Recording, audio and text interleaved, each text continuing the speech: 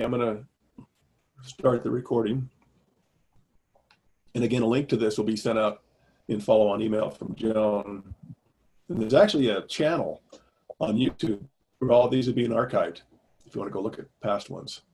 And as I said at the beginning, I'm a slide-aholic, so bear with me. Joe, may I just ask a question about the archive? You sent me a link, and did you say you wanted me to include that on future? I think so, yeah. I think it would be good. Okay. Just so that people know that there's an archive. Yeah, so actually you don't have to just be the last one. It can go back to the beginning if you want. Yeah, yeah. Okay. And we need to change the titles on the video so that they're a little bit more in English and not so cryptic, but that'll come. Okay. So this is our title slide. We're facilitating Course of Love gatherings, whether online or in person, the art of taking heart.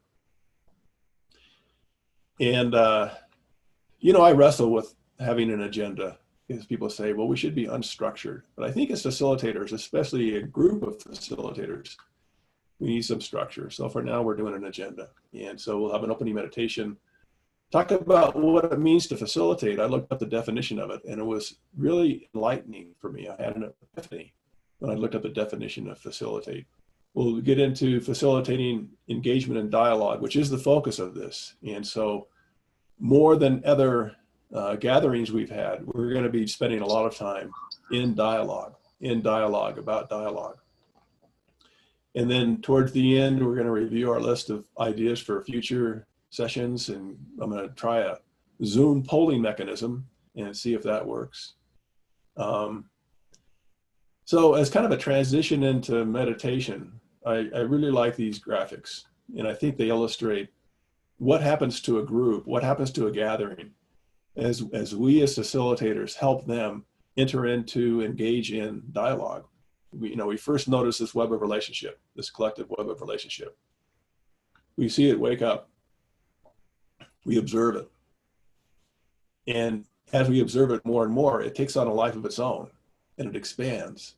And I think that's what we're about here, is to wake up that collective web of relationship and tap into the spirit that lives there, to the God who lives there. So I want to do a meditation that I wrote a number of years ago, and it's based on day 15 in the dialogues, and also the last portion of the addendum.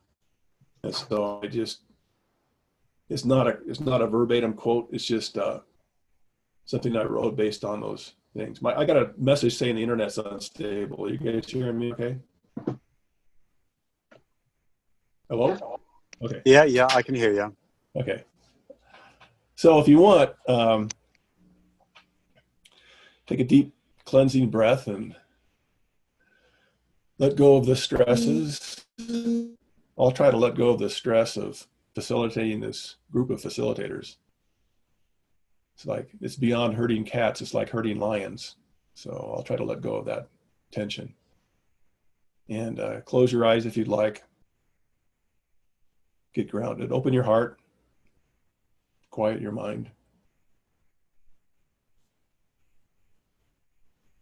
In this moment, dive into the clear pool of spacious consciousness, into the pool of oneness. In this spaciousness, enter dialogue. Come to know the unknown in dialogue. Find purpose and meaning in dialogue. Dialogue is our purpose and our meaning. It is where and how we receive revelation. Dialogue is creation. It is where and how we connect directly with God. It is where and how we become creators. Come, dive in. Come, enter dialogue.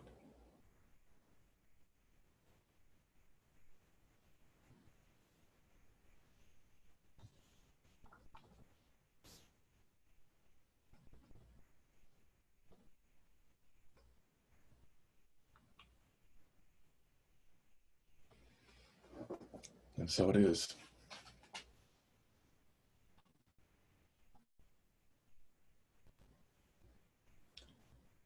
So I have one more slide.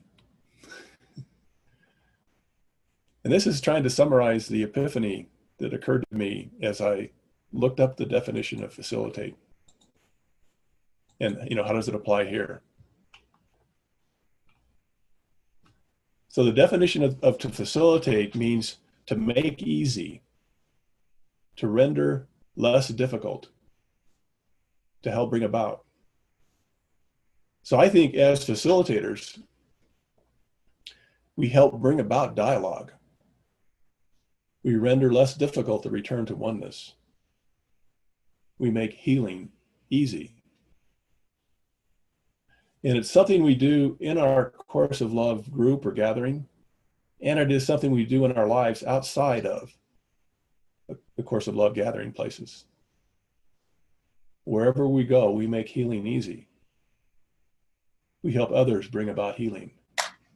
We facilitate facilitators, because we're all facilitators. And so the final statement I have is that we are healed as we let him teach us to heal healers.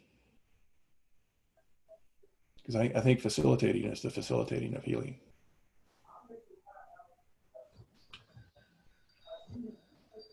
So you probably saw these questions in the email that Joan sent out.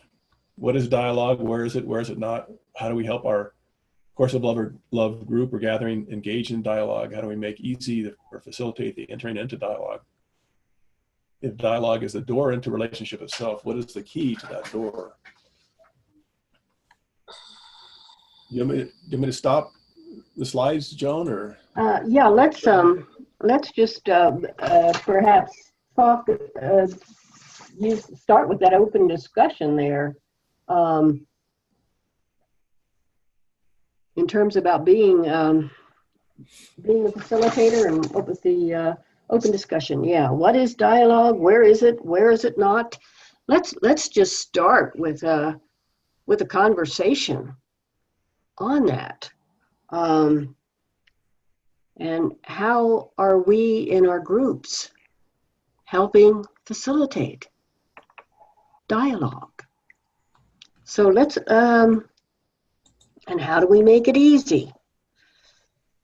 And then that final question, which I think is intriguing: if dialogue is the door into relationship, into union and relationship, what is the key? What are we really talking about here?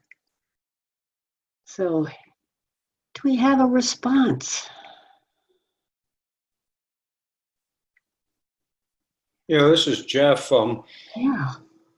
I saw in a recent thing from Glenn Hoverman, was Marie speaking about she's getting to a place where she prefers not people like me who like to quote quote the Course of Love, quote the dialogues, quote the treatises, but instead, come from where your heart is and come from heart and mind joined together, not so much have this intellectual knowledge of the books. And it seems to me as facilitators, one of the best things we can do is to ask good questions of people in dialogue, to encourage dialogue and questions where they don't have to necessarily know, be an expert in the Course of Love at all, but allow them to speak from their heart. So I'm finished. Asking a good question is often a key, isn't it? With amazing responses, so yes.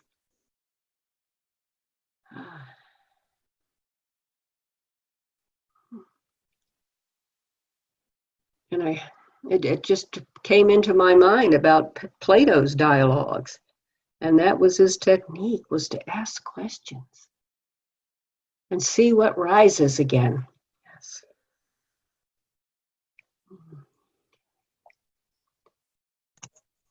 Anyone else? Yes, Corinne. Yeah, when I was, in our group, we're kind of beginning the course of love. We actually are in the very beginning, Use and Understanding, Chapter 10. So when we were reading that as a group last week, I used the technique that you talked about, Jeff, of asking questions. But I really said, the kind of question I find is one that's helpful is, as you read that, what resonates in your heart? How do you feel? And also in comparison, before reading this with the same statement, before knowing what you know and your prior state of mind, how would you have responded? So just I find that very helpful in getting dialogue. And I really kind of look at them and expect everybody to give a response. I don't just say, okay, it's your turn, Joan, to respond. I just kind of let my eyes look around the room. When I catch someone's eye, then they start talking. Yeah, so. How beautiful. Not complete. Thank you.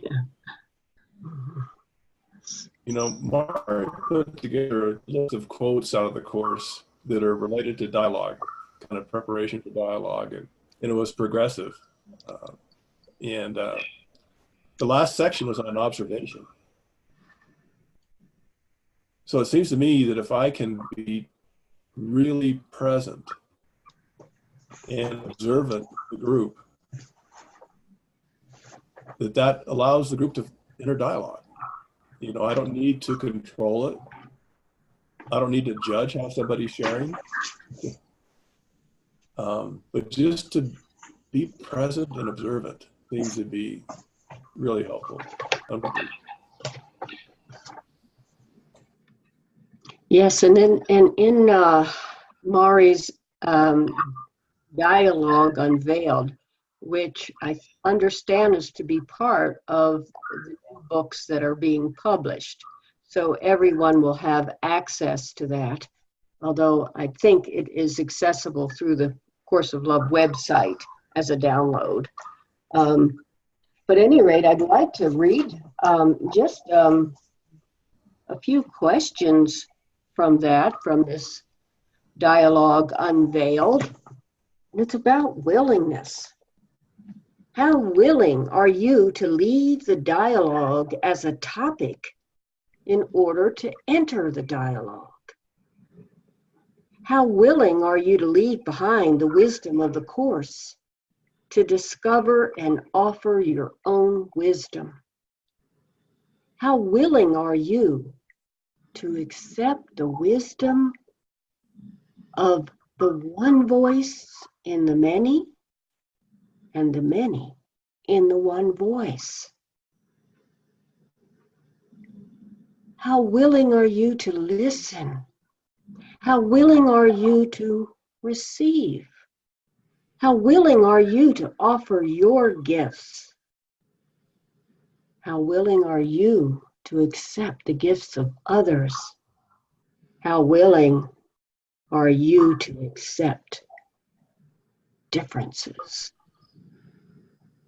How willing are you to allow yourself to be fully present as who you are in the present moment, in the company of those with whom you gather?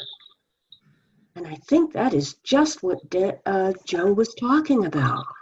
Corinne, to be present with one another, to allow our hearts to flow into one another, like the spacious pools we read about in that chapter 15. Yes. I think, Corinne, one thing that you had said was about having people go into your hearts and how do you feel, And this is a major difference between, I think, the Course in Miracles. We wouldn't ask that question, at least in the early days, as much about what's the resonance in your heart. And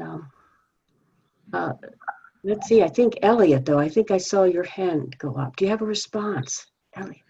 I wasn't raising my hand, but yes, I was thinking of saying something. Because I was thinking about the question, what is the key to opening the door of dialogue?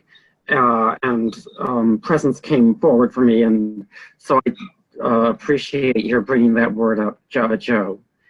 And also, the other thing that came forward was celebration. Everything, all of the questions are kind of pointing to authenticity. Are you willing to be who you are? And celebrating who you are. There's a celebration, I think, somewhere in there. Yes. To being who you truly are. That's where the dialogues lead us, to this revelation as we express the dialogue in our daily lives, this revelation of joy of who we truly are. I love that, Elliot, the celebration. Yes. You know, I've kind of wrestled with, as I said at the beginning, being a slideaholic. And I've come to the acceptance of saying, that's what I do. I do slides, you know. I do lists. You know, I tend to want to, you know, think ahead and maybe be in control. And there's some limits to there. You know, you don't want to be too much into controlling and a structure. But I think a little bit of that's okay. But you know, some people have criticized me, and I'm just going, that's okay. That's just who I am. I'm just being myself. I'm complete. Good. You're being honest. Honest with the nature of our being, that is Christ consciousness. We are accepting that now. Isn't that a thread that runs through our lives? Perhaps it's the whole tapestry. We just haven't recognized the threads, like in that eye of God. We're just perhaps venturing to allow the tapestry of new life that is rising within us and being shared. So Joan, for people who are not doing video, they have to raise their hand via Zoom, so you can see in the upper left-hand corner of Lori's thing that she's got her hand raised. Okay. Oh, I'm not seeing that, but Laurie, please. Joe, I'll just say. Maybe I sees it. I don't know. Okay. I'm lowering it now, Joan, so you won't see it this second. Okay. I love what everyone was saying, and it struck a chord in my heart, Joe, when you were saying, you know, some people were commenting about whether they like or don't like slides. And it's interesting, people learn differently and everyone will have an opinion, and any discord what I learned from A Course in Miracles is a cry for love. And we don't even know how we can be truly helpful with that, except that word, acceptance, and let it go. And it sounds like that's what you did. And in regards to asking questions during sharing groups, I think someone commented on that. I think that's a good idea, because sometimes people don't have a practice or don't know. It can promote them to actually go within and listen to their true self.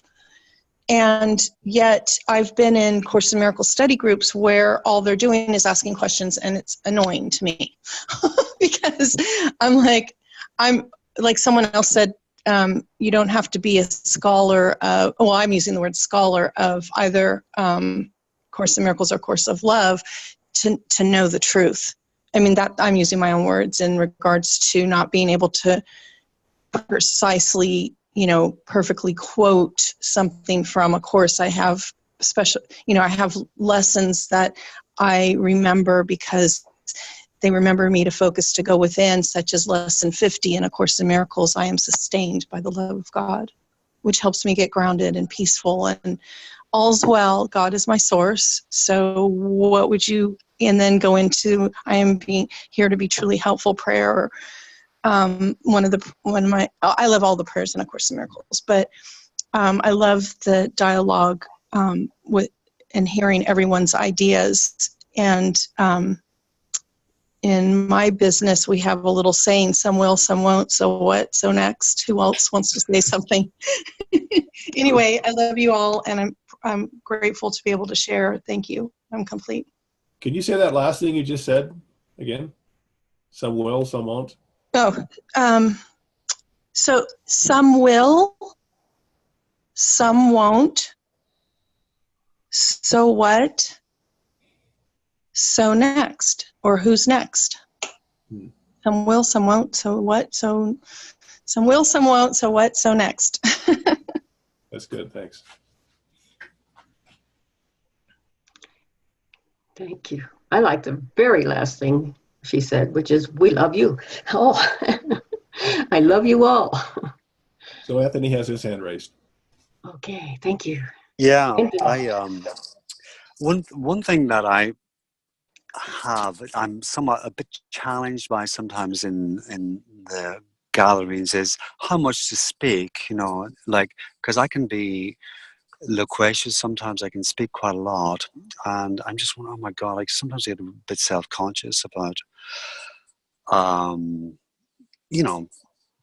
talking too much, I guess. And I'm people are sort of silently, graciously listening. I'm wondering, oh my God, are they just patiently waiting for this person to shut up, or what? So I'm interested in that. I mean, how do you calibrate to how much you speak in terms of sharing? I'm never quite sure. And I know it's probably just a personal sense. Nonetheless, I'd be interested to hear other people's experience. How do you measure, to use that word, how long to speak or how much to say? Yeah, and that's just in terms of facilitator or even sharing in the group itself. Lori has a hand raised, so she's got the answer. Oh, the answer, great. The Okay. answer. Not for sure if I have an answer, Anthony, but I have two things. To share my experience to what you just said, my personal experience. Decades ago, I was in 12-Step Codependence Anonymous, and we actually had a metaphorical talking baton, because people's attention span, all we can share is from our own personal experience. And I found in our sharing groups that some people go off into metaphysics or into the Neverland, and I get lost in their message because it's long. And then when I'm feeling like I'm going there, getting lost in someone's sharing, Rodrigo actually helped me with this. He said, I have an intention to be truly helpful. So what I do with that is I pray to God and ask, what do you want me to learn in this? But but back to 12-Step, we actually had a timeline. Sometimes it was 1.5 minutes. Sometimes it was no more. It was 1.5 to no more than 3 minutes of a share. And I'm not saying that throwing a rule into the sharing groups is what we should do, but you could check in with yourself. How are you feeling about what you're sharing? Do you feel that passion? I always check in with, is my heart radiating and it's a message from God that I'm sharing, or is it coming from my ego that I'm a cry for love and I just want to be heard? So I'm complete on that, and hopefully that was helpful, but that's how I share or listen to sharing. And then the second thing I wanted to say is I wasn't clear, and when I said in my last share, I wasn't clear why I get annoyed when I'm in, let's say, a Course in Miracles study group where they call it a study group, but it's, but to me, a study group is different than a class. And so when the facilitator is only throwing out questions and they're looking for a specific answer, oh, that's not what, my question, oh, that, like, thank you for your sharing, but that's not the answer I was looking for. I've heard that before on people when I'm sharing my experience of having read A Course in Miracles. Everyone's on their own journey, on their own path. How could I have, first of all, I'm not a scholar of either book, so it's annoying to me when I'm just being thrown questions, because I don't want to be like in a classroom for my spiritual journey. I don't need that. I've never needed that. I get what Jesus is saying. If I don't, I move on to the next thing. When I was in the FIP, Foundation for Inner Peace version of A Course in Miracles, that's what I did. I just skipped Jesus. I don't know what you're saying. It's like, but then when I got Circle, and this isn't a plug, it's just what my experience is, but when I got Robert Perry's Circle of Atonement teams in April of 2017, the Course in Miracles complete and annotated version, I'm like, oh my God, this is like plain English. Jesus is sitting right next to me. I don't skip over anything with that. With FIP, I was skipping all over the time, lots of times, because it was just, I don't know what they were saying. So anyway, I just wanted to say that the annoyance was because I will possibly never have the right answer based on a textbook, if that makes sense to you guys. And that's why I'm like, oh, please don't turn it into a classroom. That's all. I'm complete. Thank you. I think Steve had a response. Going back to what Anthony was questioning, kind of like how much talking should the facilitator do? I think it goes back to being attentive to, quote, who's present. Is the ego present, and I'm going to now lecture a group and go back through the book and give them, verse of in answer form? Or can the divine come forward and lead them? And leading's even the wrong word. Be with them. Basically, you're taking their hand and allowing them. I think that's the importance of self-inquiry, asking the question, because they come to their answer then. And they have their own experience of the answer, which brings them into a state of their knowing. I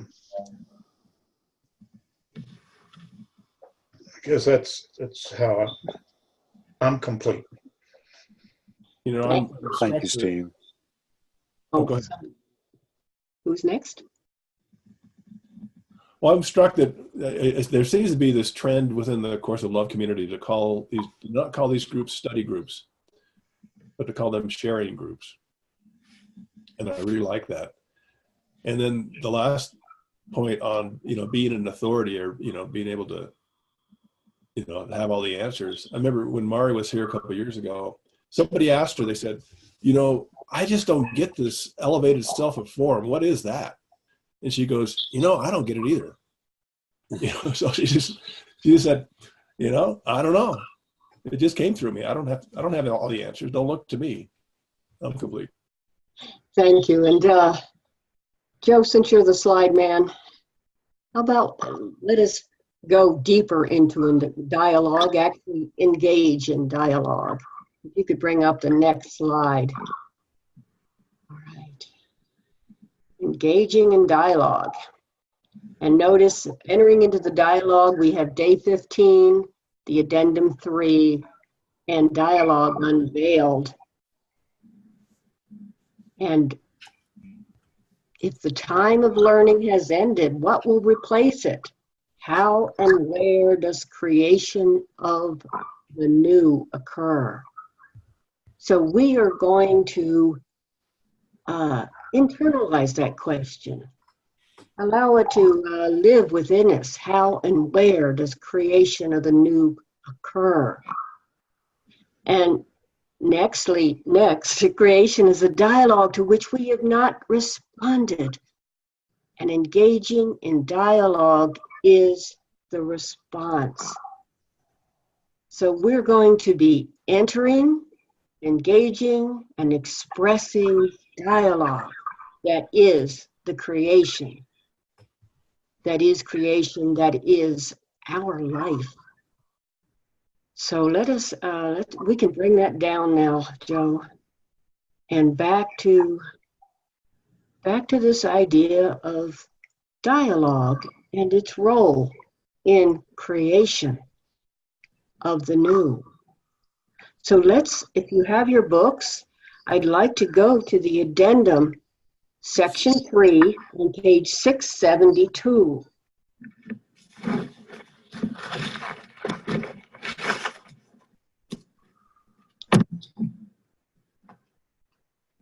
And we're seeing how this material touches our hearts.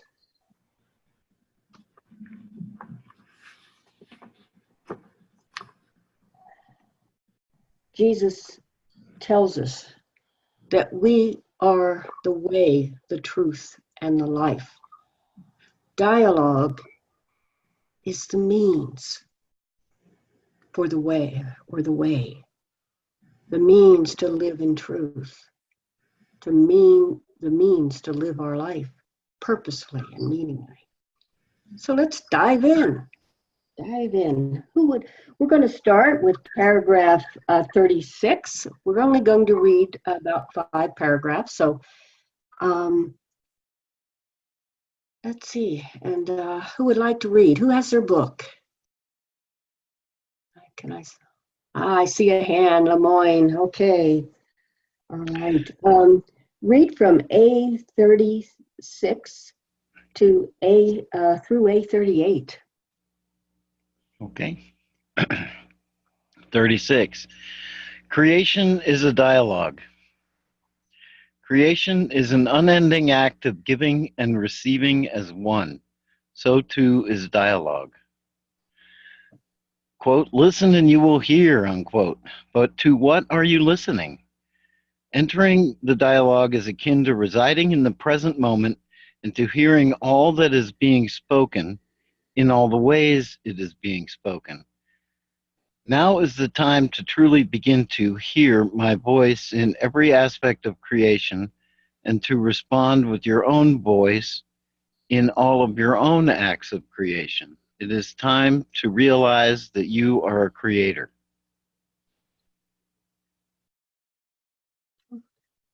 Go ahead, one more paragraph, and then we'll get in. This is a time of great intimacy. This is a time that is between you and I more so than has been the coursework up to this point. It is a time of realizing that I am speaking to you directly in every moment of every day, in all that you encounter, in all that you feel. It is a time of true revelation in which you are revealed to yourself. Okay, let's pause there. Like that, when we're revealed to ourselves. Yes.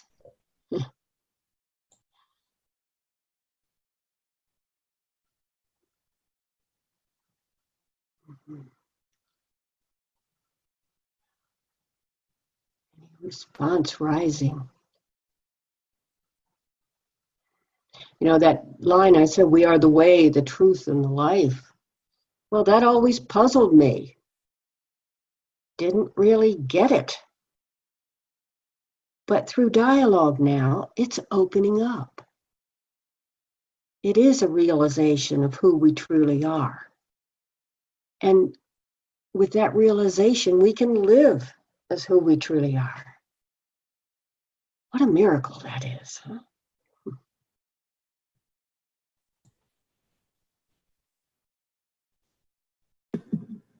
What strikes me in this conversation right now, Joan, is that it's not necessarily two people that have to come together for this dialogue. It can also be yourself.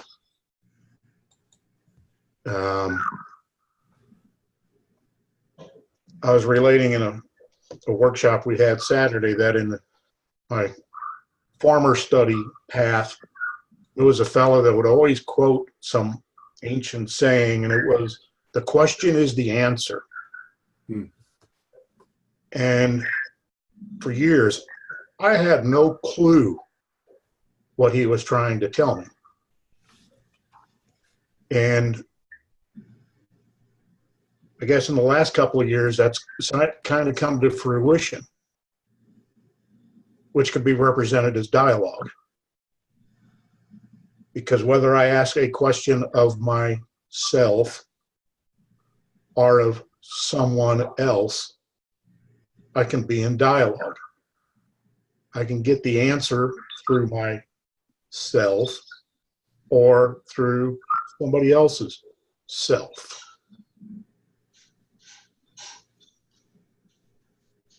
Complete. I think we have Judy and Elliot as well. Let's see, Judy, I know I saw your hand.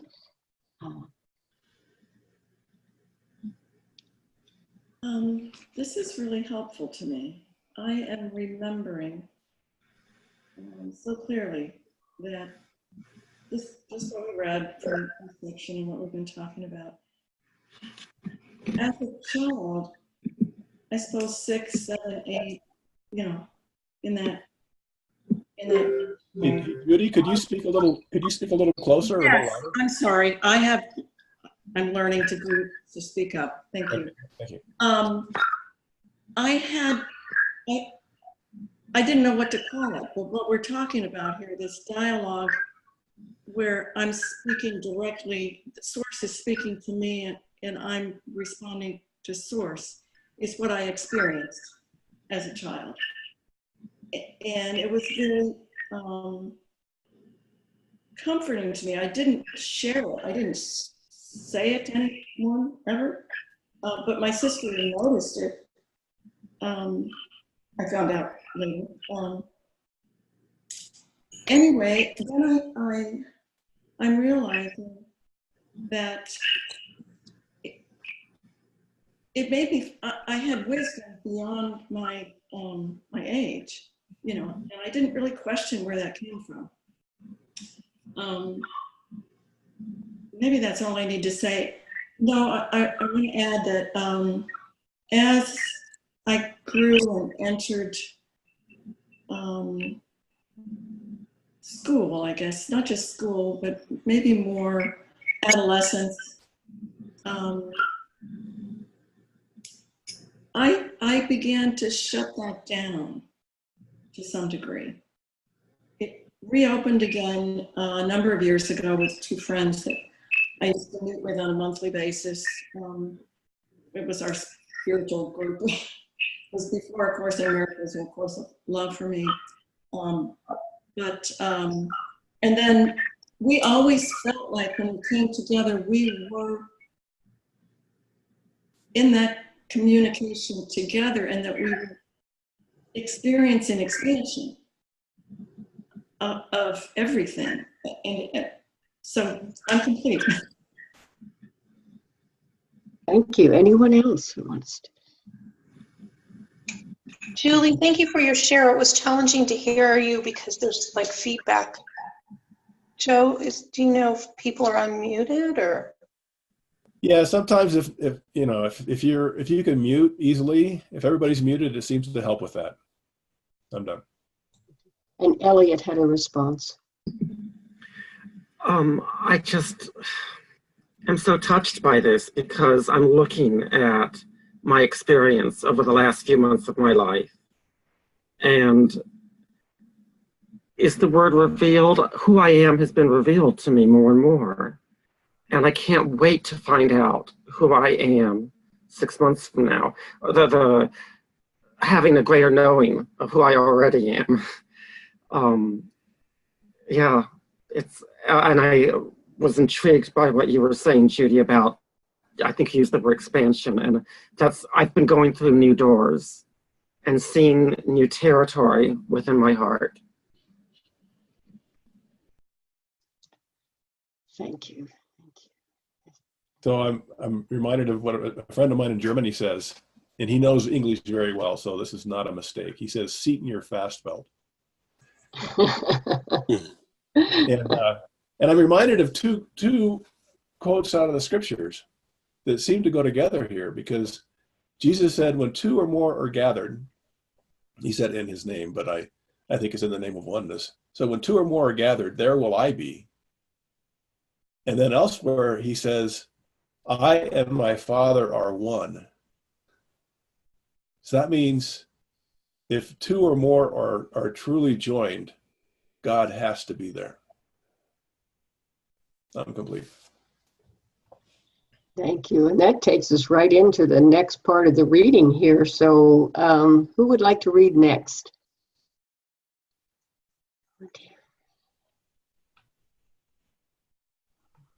Okay, Steve. And we're going to do A40 through A42. Okay.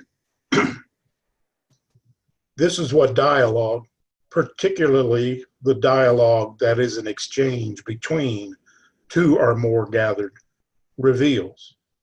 It reveals who you are. This relationship between self and other, self and life, self and God, humanity and divinity, is the dialogue of which we speak. It may seem to suggest duality, but it suggests relationship. The idea of unity and relationship must fully enter you now. You are not a student of the dialogues, but a full participant in the dialogues. You have entered the final stages of revelation of who you are.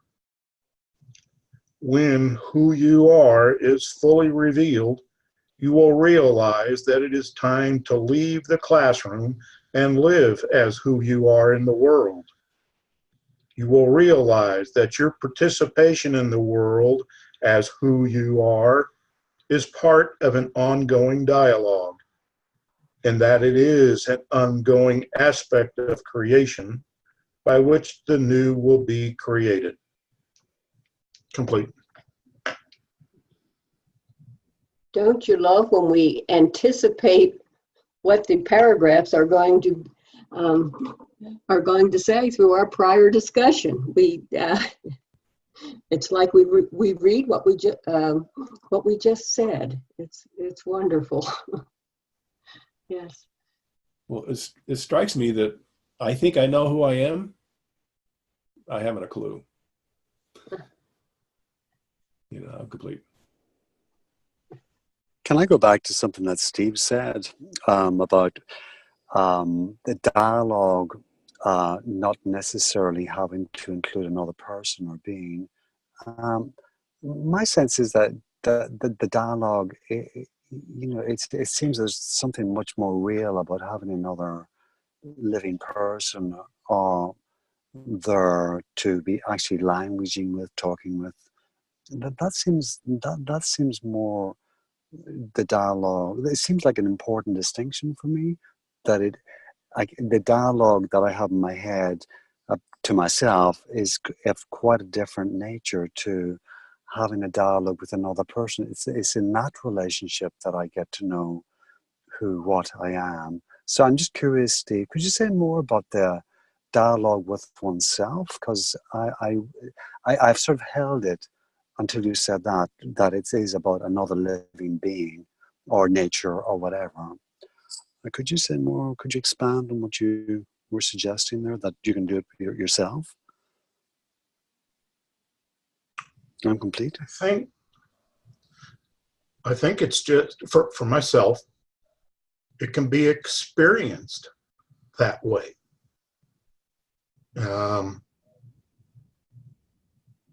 When I'm in a moment of self-inquiry and I have my own questions, who did I ask that question to?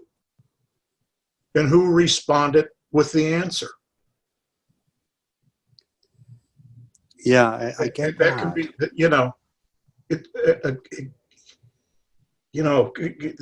as we opened with creation, is a dialogue. And so it's, you know, the diagram Joe starts off with you know, the God's eye and the 12 connected points. You know, within each one of us, we are connected to ourselves. I am one with myself. I am one with everyone. I am one with oneness. And I guess in some ways it's kind of like a mystery.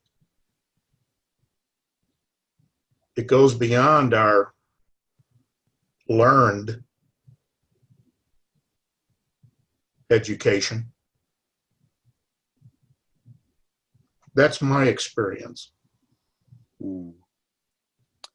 Okay. And I don't purport to be the right one or the wrong one. So Mark has his hand raised, Joan. Hey, Mark.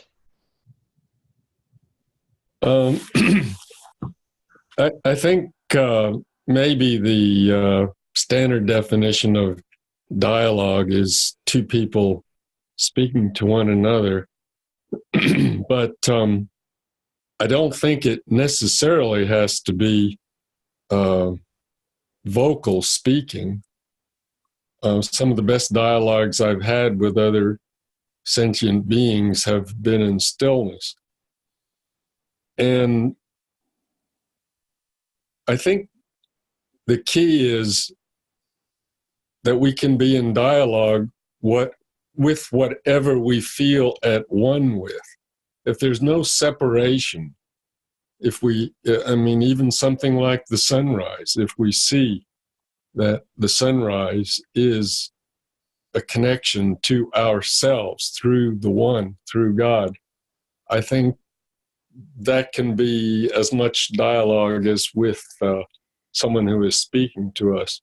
Our in-person class in Tallahassee, Florida, we've been focusing on this for, I guess, 2.5 years.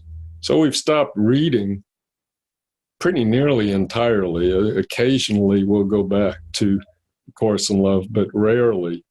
Most of the time is spent just speaking what comes up, but even more time is spent in a type of meditation where we're imaging that there is no boundary between anything, any person, any object in our presence in the room.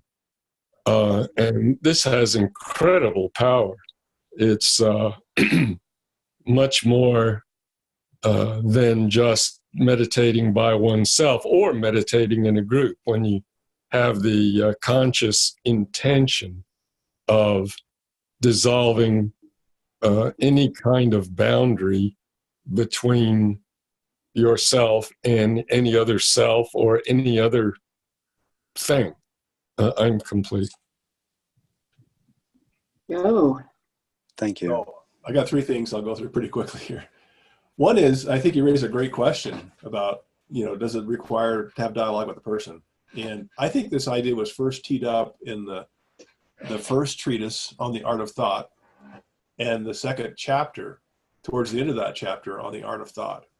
And it's about having a relationship with what is. So, to accept what is and to acknowledge what is. And so I think that's entering dialogue. And the Course differentiates entering dialogue with everything, with all of creation, from engaging in dialogue, which is what we're doing right now. And it says we engage in dialogue as a precursor to being able to enter dialogue in our full life. And then the last point I'll make is, I think that inner dialogue is critical. And for me, it's a dialogue between my mind and heart, to let those 2 aspects of me have dialogue and talk about feelings and thoughts about feelings and feelings about thoughts. And it wakes up that inner relationship. I'm complete.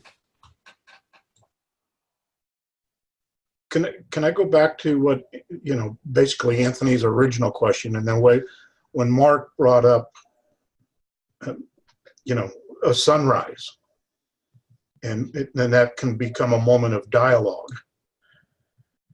And then, Joe, you just used the words enter into. Recently, I finished reading the Grace Trilogy. And I don't know if any of you others have read that. If not, I highly recommend it. But there was a dialogue taking place through that writing. The letters on that page weren't just words. There was a spirit there that I could feel myself actually entering into the experiences those three ladies were relating in their journaling. And I would say that was a dialogue.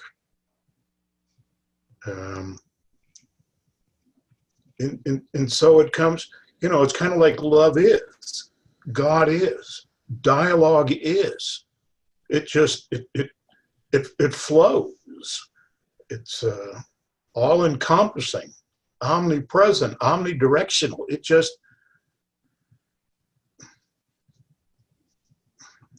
maybe it is the equivalent of love. Complete. Thank you. Thank you. Lori raised her hand. Okay, Laurie. Laurie? Hi, I just wanted to thank you, Steve, for what you just shared and everyone else's share that led up to that, because I always say to myself when I feel like the egoic chaos going on, or if I feel like someone else is in that realm, I just go to love is simple. Love is. It's just is. And I just really enjoyed your share. Thank you, Steve. Yeah, thank you, Stephen. Steve, that really clarified and expanded my sense of dialogue. Thank you so much. Oh, and Karen and Judy. So I think, Karen, you had your hand up before. And okay, I've unmuted. What I'm continually feeling during this conversation. Speak up a little bit. Speak up or get closer. Sure. What I'm feeling during this conversation is, you know, it said dialogue is creation. And so I've felt compelled to dialogue about this course with others. I feel differently when I'm talking with someone about this than when I'm just thinking about it or taking it in. You know, I think of the power of words and how they create.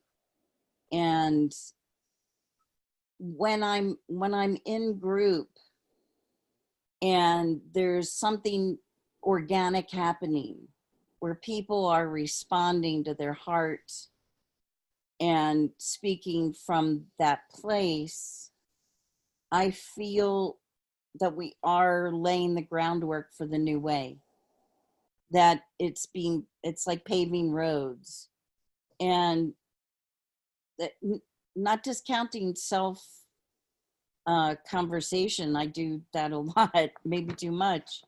But I've always understood myself better when I've spoken with someone.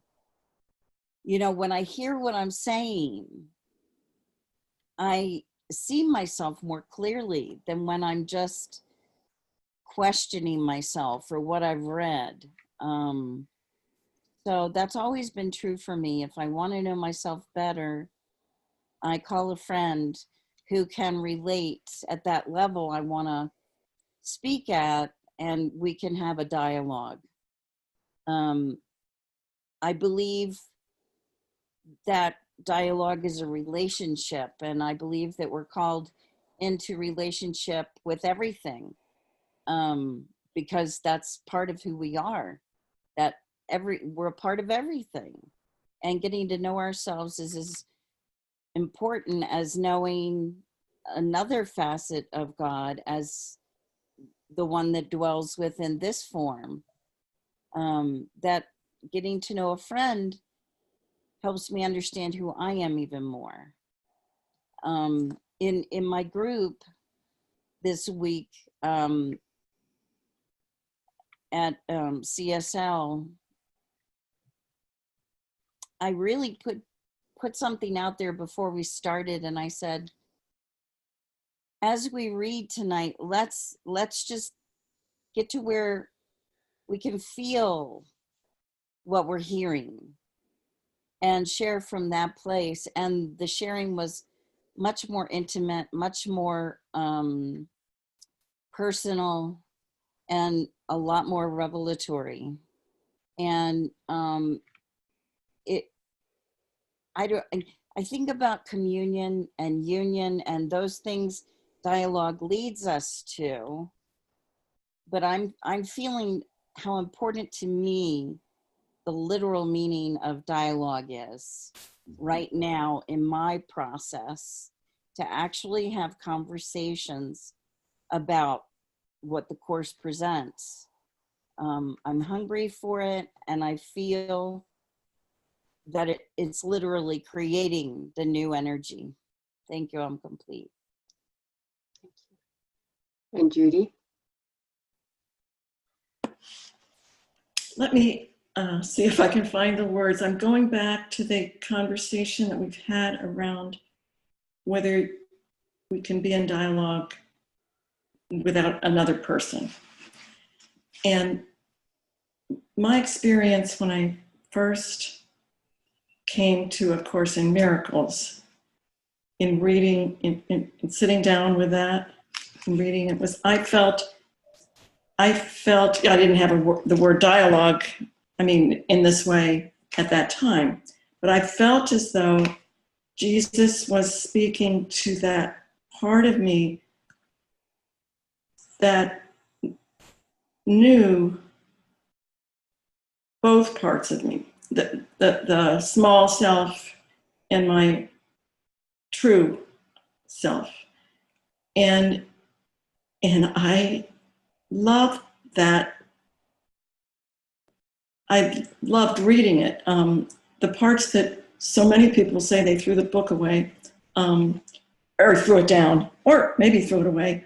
The hard parts I loved especially, because they fit with my deeper understanding that I didn't have very many people, maybe no one.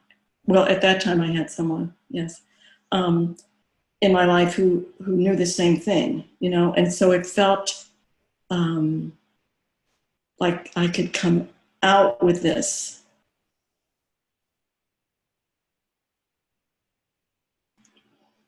Anyway, that's how, and so the Course in A Course of Love is similar. The Course in Miracles felt like to me, reading it, taking it in, felt like it went into my heart, and that it was like reading poetry for me, which I love. And I don't have to analyze what it means. I read it at the doctor's office sometimes, and I'm crying. It goes into my heart. The Course does that. The Course of Love does that. So I don't know if that's dialogue or not, but it feels like it to me. I'm complete. Oh, thank you for such deep sharings, all of you. They're beautiful to hear. And I find myself using the word beautiful. And it's not as a judgment at all. It's a response to what is being shared. What is being revealed? All your sharings are revelations, revealing who we are, making ourselves known, making the Spirit known within. What a lovely process. And let's go now to day 15, the dialogues, and go perhaps even deeper to where we truly are already. We're going to go to page 270, 570, excuse me, 570.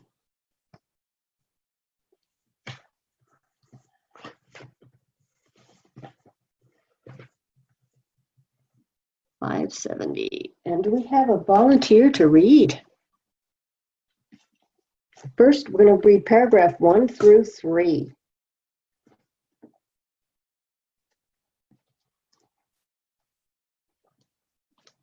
Are you on 570 or 568?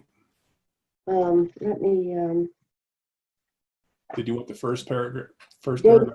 15, yeah, I want 15.1 to 15.3. Did I give the wrong page? Yeah, it's all right. 568. Okay, 568, sorry. I can read. Can Okay, you? Okay. okay, yes. Karen. When you fully realize that sharing is necessary, you will have entered the dialogue. When you fully surrendered to the fact that you can't come to know on your own, you will have entered the dialogue. When you fully accept that the voice of the one can be heard in the voice of the many, you will have entered the dialogue. When you fully realize that you are informed by everything and everyone in creation, you will have entered the dialogue. To inform is to make known. Thus, you can be made known by everything and everyone in creation, just as everything and everyone in creation can be made known by you. We have just spoken of the unknown and your willingness to accept your relationship with it in order for you to come to know it. The unknown and the known exist together in everything and everyone. Thus, your willingness to be made known and to know exists alongside your willingness to embrace the unknown. The spirit that animated all things is the spirit that is in all things, and that is the great informer. As you are more fully able to maintain Christ consciousness, you begin the movement away from being observed to being informed by the spirit which animates all things. You begin the movement away from observing to informing. Complete. Thank you. You know, I can't help myself. I talk too much, but I've come to realize that like 15 years ago, I was driven into deep dialogue. I didn't know that's what it was, but I was driven in there because of my work situation and because of recovery from my drug addiction. And it's so amazing to read through this and look back at that experience and go, oh, that's what was going on. That's why that worked. So I'm just so excited to be revisiting this stuff. I'm complete. Thank you.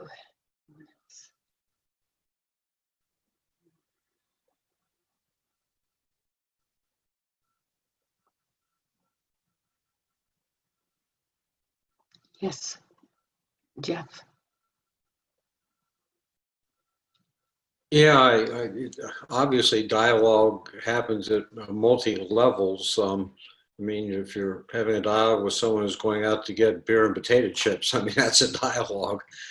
And I guess I'm learning, you know, the Course in Miracles certainly was easy for me to talk about because I could talk from my head. I mean, there's a lot of real heady stuff there, but there are certainly places in the Course in Miracles that talks about your heart. But what I'm finding in our group is that learning to share from the heart, I guess, is a skill. In the Course in Miracles, it says forgiveness is not natural. It's a learned thing, and I'm learning that sharing from the heart. Sharing from the head for me is a matter of wanting to be right. And you probably, most of you, anyone that's done the Course in Miracles knows there's that wonderful section, would you rather be right or happy? I think most people would say, yeah, both. I'm happy when I'm right, and I'm happy when you know I'm right. That makes me even happier. But sharing from the heart's not about being right or wrong. It's about sharing just where you are. And I'm learning as I'm learning to facilitate is to not only hear the words that people are saying, but trying to the dialogue going deeper. What's the dialogue underneath the verbal dialogue? And for me, that's a wonderful place to be, to even recognize that's an important part of it. In fact, it's probably the most critical part about being in relationship and unity is really listening and speaking from the heart and hearing other people beyond, deeper than the words they're saying. I'm complete. Thank you. Yes, Steve. If we go back to the last sentence of 15:1, in which he says, when you fully realize that you are informed by everything and everyone in creation, you will have entered the dialogue. And that takes me back to our earlier discussion. As I read that, it doesn't require two people. I can be in dialogue with my desk if God is in my desk. We are then in form, there's some kind of an experience that wants to come forward in terms of that elevated self in form, where it is in union and relationship with everything. It was striking me earlier that, if it takes an other to be in dialogue, well, we're still in separation because there's me and another. I need that other to become my brother in relationship.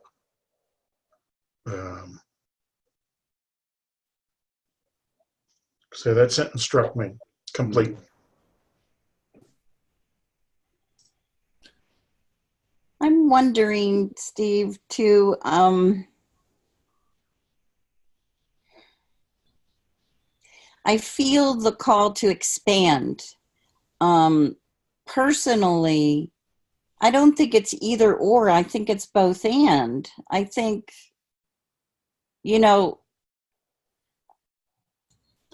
Both there, and what? there is no other. Okay.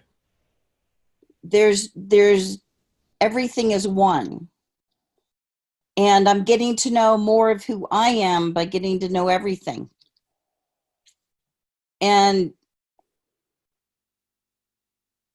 like Mark was saying, dissolving the boundaries, identifying with everything could be mind-blowingly expansive and heart-breaking wide open, and realizing oneness, I don't think could really happen with just a dialogue with myself and the creator as myself.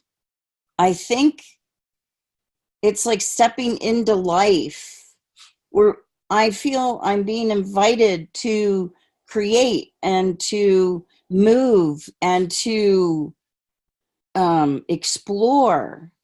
Certainly I've done that for years with myself, and I will continue. But if everything is all one, there's a whole lot of me I haven't met yet. Thank you. I'm complete. I used to live in a spiritual community, and this lady friend of mine, when we'd meet, I'd go, hi me, it's you. I'm complete. Sorry, this is Mark. For a moment, I'm going to wear the hat of a scientist a little bit here. In quantum mechanics, we find, especially now we understand quantum entanglement, that even on a particle level, that everything is necessarily in relationship with everything else. Of course, that's considering form, but in spaciousness, that's even more obvious. So we have to be in relationship. We can't not be in relationship. But I think that what A Course in Miracles first talks about the illusion, and which I think there's much misunderstanding about. The illusion doesn't speak to specifically form. The illusion speaks of our believing that we are separate from what it is that we're in relationship with. As long as that occurs, there can't be a dialogue. So, of any type, even person to person. To have dialogue, I believe, from the sense that's being discussed here, we have to really wholeheartedly feel that we're interacting with part of ourself, that there is no separation in the relationship we're having between ourselves and whatever else it is, whether it's a particle or a universe. I'm complete. Thank you. Thank you. Anyone else?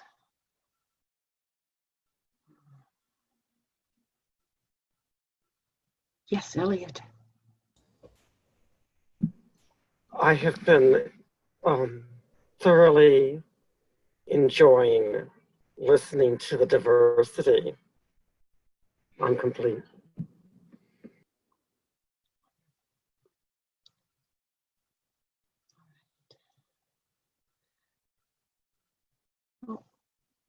I just want to say, Joan, it's so freeing to know that you're everything. It's liberating. That sense of ownership that we can come to have of this is me and this is what I think is such a burden compared to what I feel into when, you know, like Elliot said, I like the diversity. It's like, yes, I'm so diverse. And I've been given a taste of the truth. And it's very freeing to know that I'm everything. You know, that there's nothing I'm not. It's expansive. I like it. I'm complete. You know, Anthony just sent us a text message. Thank you, Karen. Anthony sent us a text message. I don't know if people are tracking text the chats, but he said it's midnight here in Ireland. Got to go. So Thank you. And Joe, I think that's true for us too. So let's we have about 15 minutes left, but let me go ahead with the closing prayer, and we will go to our next discussion after that. But this closing meditation is from the Dialogue Unveiled.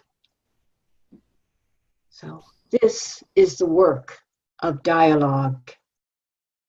It is the movement and expression of being.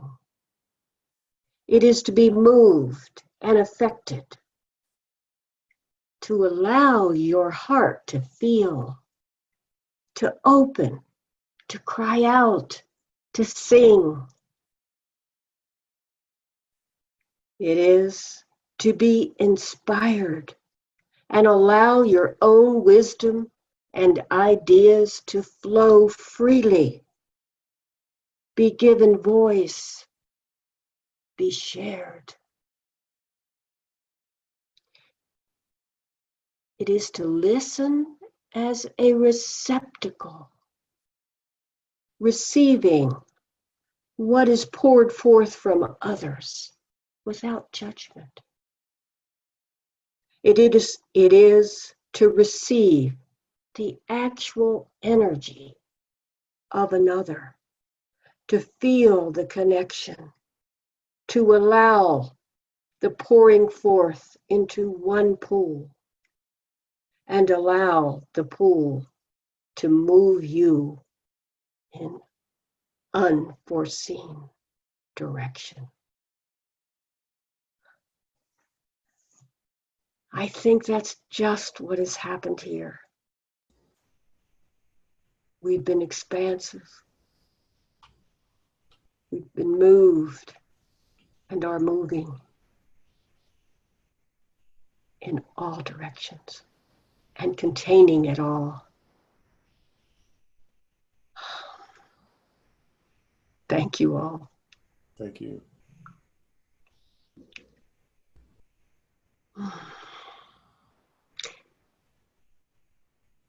So, Joe, shall we go to the next slide? Yeah. I mean, I just wanted to pause and just see if there are any comments that people have based on what we've covered in the meditation and what you felt complete.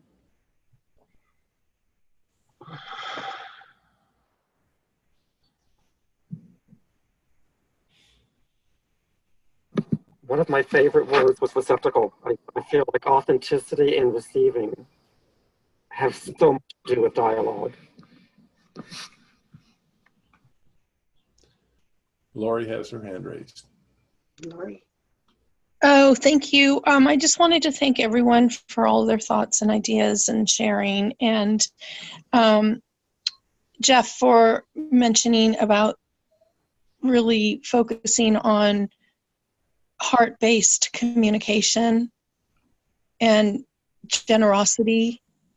To, I appreciate how you describe that. Seeing beyond what appears to be face value, if you will.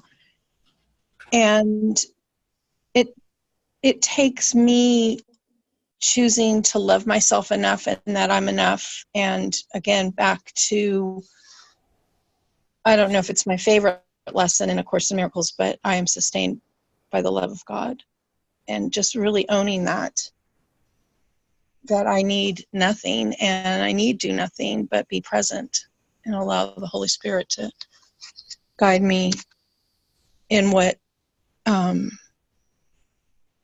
to be truly helpful. So thanks everyone for all of your shares. I appreciate being here. Thank you. I'm complete. And we're not done yet. I know Lemoyne wanted to talk, but we have a few more minutes. We wanted to cover what do we talk about next? So Lemoyne. Yeah, I one thing that has come up for me in this is the relationship between being known and embracing the unknown. And it's like I have a fear of the unknown, or a fear of, or I'm given pause by, have I cleaned it all out kind of thing. Where we're at, day 4, it talks about burning out the last remnants, and have I done that? And I get that I'm pausing there, and it's sort of projecting onto the unknown, actually, my fear of being known. If I want to put a name to it, a label may only delay this, but I think it's turning the right way.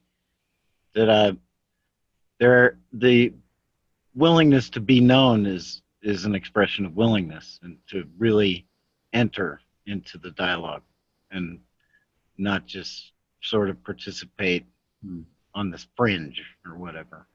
So yeah, for me, it's a lot of this is bringing up the embrace of the unknown, and just remind myself here, that's where all the new stuff is. It's in the unknown. And I'm complete. I heard an astrophysicist interviewed one time, and somebody asked him, "Don't you get frustrated with not coming up with all the answers?" And he goes, "No, I get up in the morning looking for more questions." Well, thank you. I think we may need to add to that list. Embracing the unknown is a wonderful topic. So, and also letting, I see you brought up the slide, letting the heart lead away. Do you want to take us down to, you want to go through this, Joe? Yeah, so these are this area of the slide is showing what we've covered so far in the last, our first 4 or 5 sessions. I've lost track. And here's kind of, in some general sense, what we're thinking about covering next. It's unclear whether that's covered all at once or in separate sessions. And then this is a list of other things that have come up in our time together. So I'm going to try something new here. Let's see if I can do this poll. I don't know if I can do a poll. Yeah. Do you see that? So I didn't get a chance to go back in and edit it. You only get to make one vote. So click on what you would vote for our focus to be next time. Let's see if this is too much process or not. So the first one is letting the heart lead. The second one is living a course of love, how it changes our lives.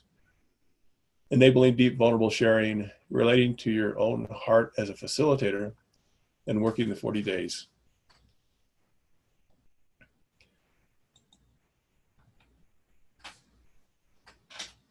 Or if you have other topics, let us know through email or now. How about if we put that embracing the unknown and coming to know? That relationship is yeah, being made known. And it kind of feels to me, Joan, like how is ACOL changing our lives? That's kind of part of that, it feels to me, because changing is what we're doing in embracing the unknown. So I don't know if you feel they go together, but more specifically, yes, embracing the unknown, but it changes our lives when we do that. And how is it changing our lives? I like that a lot. I can see that too. Living ACOL, how it changes our lives, and an aspect is embracing the unknown.